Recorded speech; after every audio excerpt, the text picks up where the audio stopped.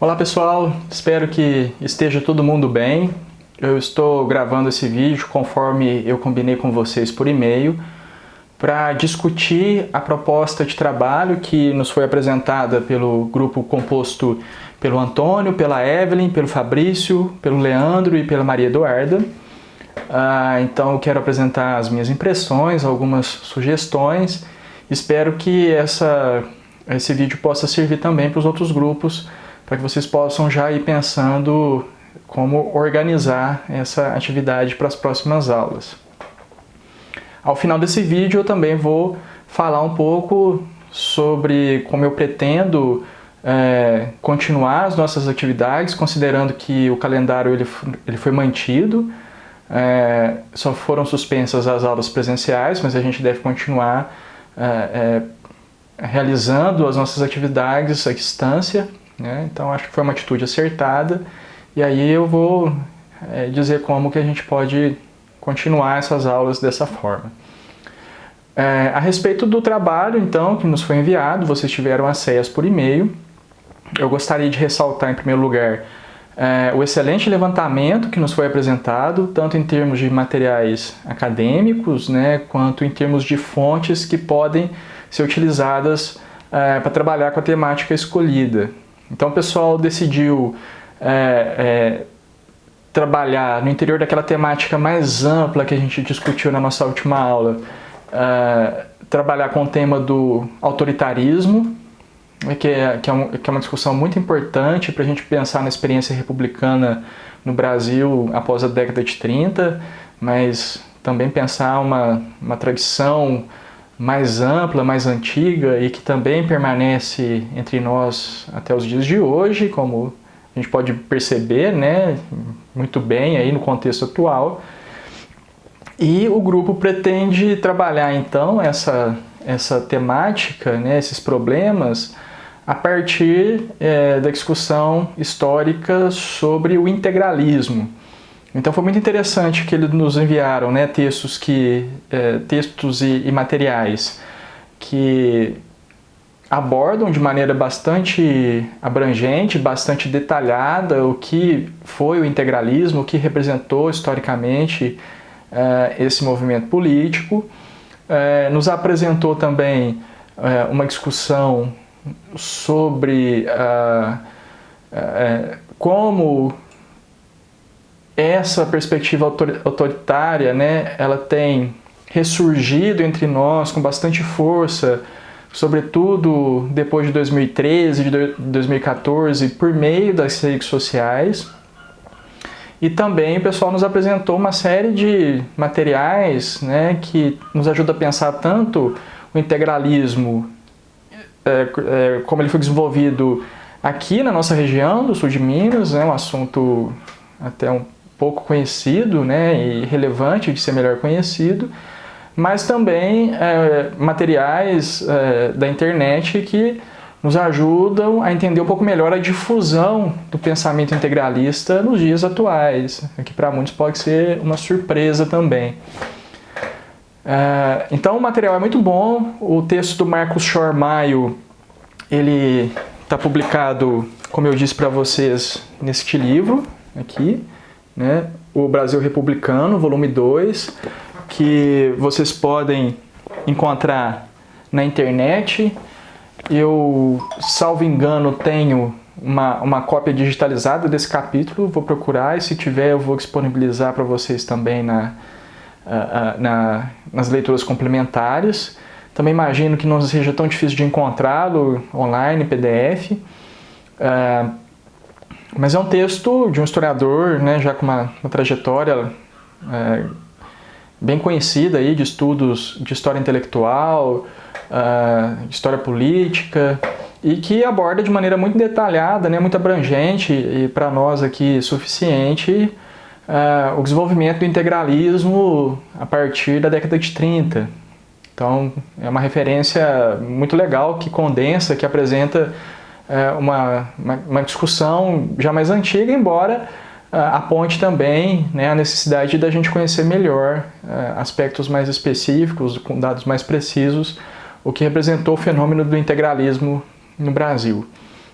Então tem uma discussão muito legal para pensar se o integralismo ele é fascista, se não é, que é uma discussão que aparece nas redes sociais, como vocês podem constatar do material que o pessoal nos enviou, e que nos ajuda a entender, compreender melhor o que significa a existência de um movimento autoritário, antissemita, totalitarista em grande medida, né, conservador, patriarcal, no Brasil do século XXI. Eu acho que o podcast também foi um material muito legal.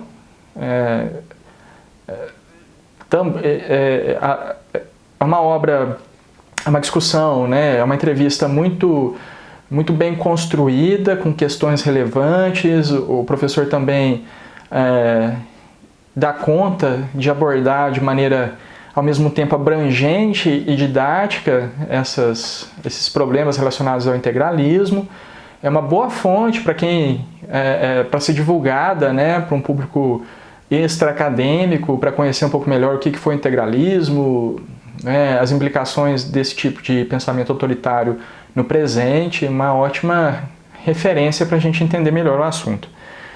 O grupo também mandou um outro texto que não é sobre o integralismo, mas que discute o ressurgimento dessas formas de pensamento e de organização autoritária no Brasil após os movimentos de junho de 2013, nessa emergência do movimento do impeachment, né, depois da eleição da Dilma Rousseff, que acabou no processo de um golpe jurídico parlamentar de 2016.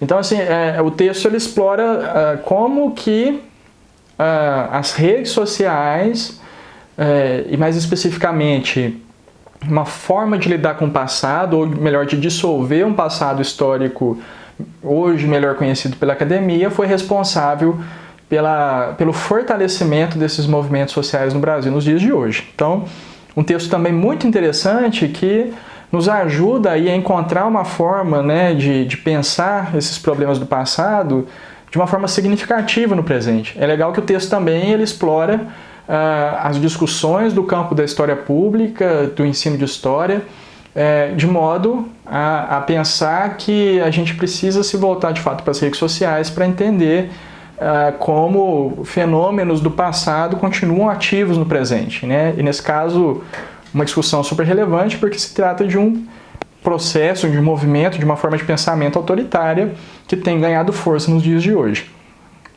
Então foi muito legal o grupo apresentar esse conjunto de materiais, porque ao mesmo tempo em que nos ajuda a conhecer melhor a formulação do pensamento autoritário no Brasil a partir da década de 30, também nos traz elementos para pensar a relevância de trazer esse tipo de discussão para a arena da história pública, né? Ou seja, aquilo que está sendo feito em sites como o Brasil Paralelo, nos livros, a exemplo do que ele cita, né, os guias politicamente incorretos da história do Brasil, da história da América Latina, que isso é história pública, né? Então, o texto nos mostra a importância da gente entrar nessa arena e fornecer elementos críticos que estão sendo dissolvidos em meio a essa discussão.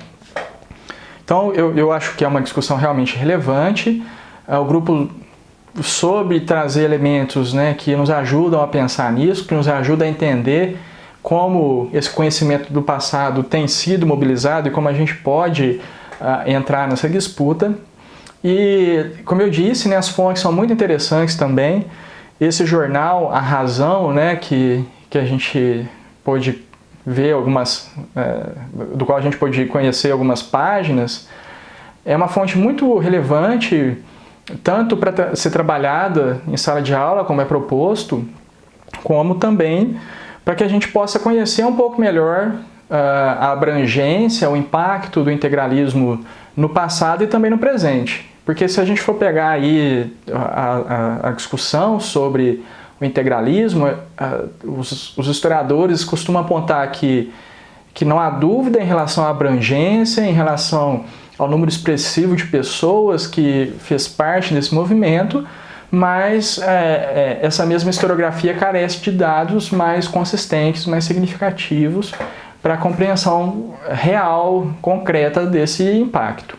Então, um jornal como esse, ele pode ajudar, por exemplo, a conhecer os atores mais centrais na difusão desse pensamento aqui no sul de Minas Gerais, né? A gente pode construir essa rede política relacional por meio dos nomes dos editores, das pessoas que publicavam os artigos, das empresas que patrocinavam essa publicação.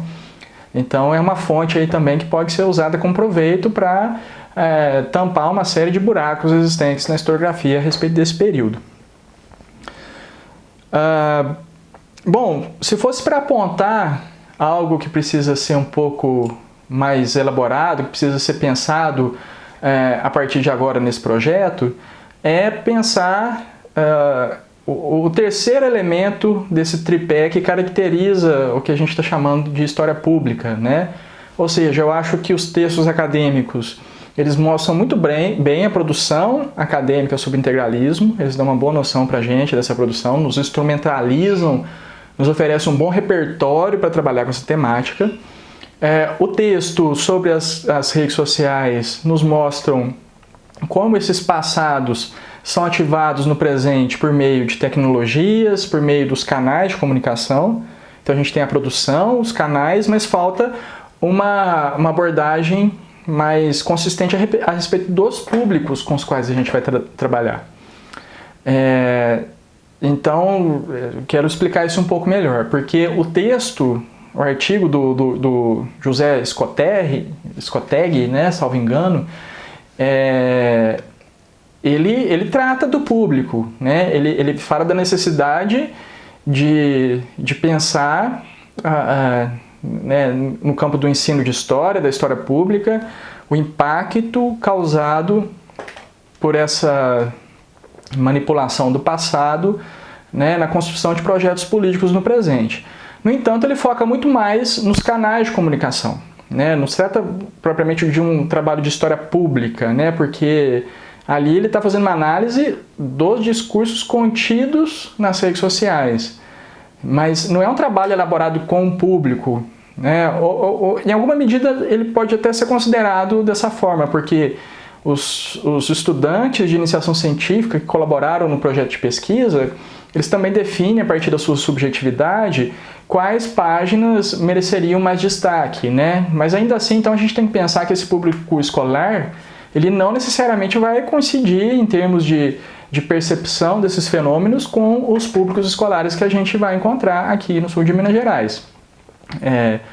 É óbvio que, em grande medida, esse conhecimento, essas páginas, eles não têm fronteiras geográficas bem definidas, né? Então é muito possível que essa juventude esteja compartilhando, lendo o mesmo tipo de coisa, porque o conteúdo de redes sociais é pensado para isso, né? Para ser abrangente, para viralizar, independentemente das regiões. Mas não necessariamente o que faz sentido, o que é significativo para o pessoal no Rio de Janeiro, vai ser para a gente aqui. Então, é interessante quando a gente se propõe a pensar num projeto dentro da perspectiva da história pública. Eu entendo que foi isso que o grupo propôs pelo fato, né, de ter apresentado esse artigo. A gente também precisa considerar o público com o qual a gente vai trabalhar. E aí considerar esse público no sentido de dialogar mesmo com ele, de conhecê-lo por meio do estabelecimento do diálogo. E aí criar junto com esse público um espaço em que as temáticas que vão ser trabalhadas possam ser definidas dialogicamente, né, coletivamente, de maneira democrática, de modo a não fazer um projeto para esse público, e sim um projeto com esse público, como vocês já têm ouvido falar em vários momentos aqui no nosso curso. Porque a proposta inicial que vocês me apresentaram me parece mais uma proposta de sequência didática, né? Contextualizar, apresentar materiais. Quando a gente pensa em história pública, a ideia, né, o que a gente espera é que essa relação com o público ele vá um pouco mais além, que essas pessoas, elas desde o início, desde a formulação do projeto, elas sejam atores, sejam atrizes efetivas na construção dessa nova relação com o passado, dessa experiência que se pretende construir sobre um determinado assunto. Então, eu acho que isso precisa ser pensado um pouco melhor. No entanto, a gente tem que considerar o seguinte: esse tipo de abordagem que foi proposto no início da disciplina, ele está agora um pouco prejudicado pela nossa proibição, né, de nos reunirmos com esses grupos para fazer esse tipo de trabalho, estabelecer esse tipo de diálogo. Então fica um pouco mais difícil, e neste caso, né, eu acho que o grupo ele apresentou, embora não tenha apresentado, não tenha conseguido ainda estabelecer um diálogo mais consistente com esse público, pelo menos ele fez esse trabalho de trazer elementos acadêmicos disponíveis que problematizam, sim, os públicos que estão sendo atingidos por uma determinada formulação do passado, né? Então isso já ajuda muito bem a definir um pouco melhor para quem deveria ser dirigido esse trabalho. Então não há dúvida, por exemplo, que o grupo está certo em pensar que o integralismo ele deve, de maneira apropriada, ser trabalhado com esses públicos escolares.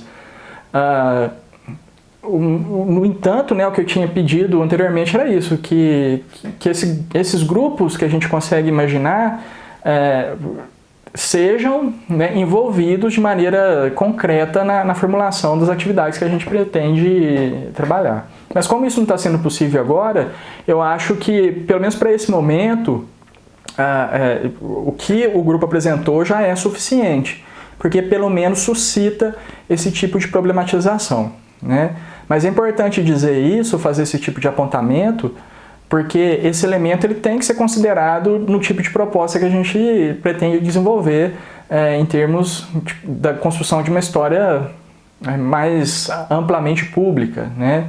A ideia é envolver esses grupos no processo de produção do conhecimento, construir espaços, dispositivos em que a gente possa formular em conjunto instrumentos críticos que, por exemplo, não permitem ou que, em função da sua ausência, não permitem que as pessoas olhem de maneira mais crítica para o tipo de passado que está sendo dissolvido nas redes sociais. Ou seja, a pessoa vai lá, vê um meme, de um lado a Princesa Isabel, de outro lado o zumbi, e aí nesses dois memes eles retiram alguns elementos, né? O zumbi tinha escravo, a Princesa Isabel libertou os escravos, logo a Princesa Isabel é boazinha e o zumbi é malvado. Né? Então eles constroem uma ideia de bem contra mal, reducionista, que esvazia uma complexidade enorme dessas relações, e as pessoas não dispõem de instrumentos críticos que lhes permitam, né, considerar outros aspectos desse discurso.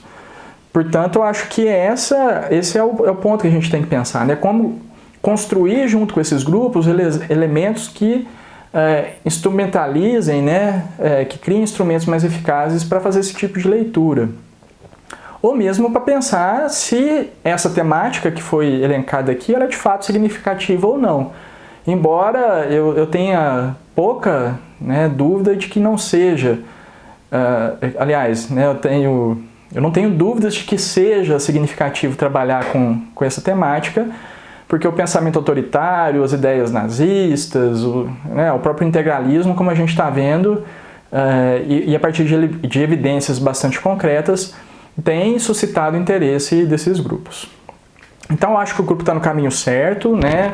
Eu gostei, como eu disse, muito do levantamento que nos foi apresentado. Eu acho que se tem uma coisa que pode ser melhor trabalhada é pensar, pelo menos, né, em formas de estabelecer um contato mais efetivo com esses grupos. Porque eu acho que só apresentar uma sequência didática